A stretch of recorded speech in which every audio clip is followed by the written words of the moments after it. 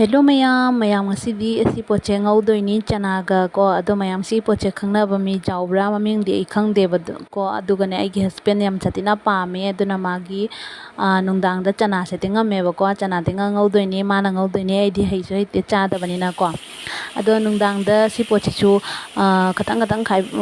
khairap tawraga ne tingchana thaname mi chana su tingchana thaname ado tingna thamiduna mayam khai ko si poche do nungdang dagi tumaina khatang khatang lelagane ko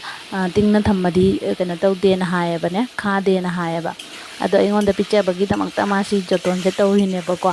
ado kharoi amata kharoi picture na jeng chana jeng oina ma dei tamakta ngori ni myam ado do si se kari ponoi di maming di khangde ko mayam ado hajik chana hana ngau khre mai se adu loga moro tekpa tangai hape khara ado di chana se nga ngau loga thum chairaga adu loga mo hujiki poche hapchalle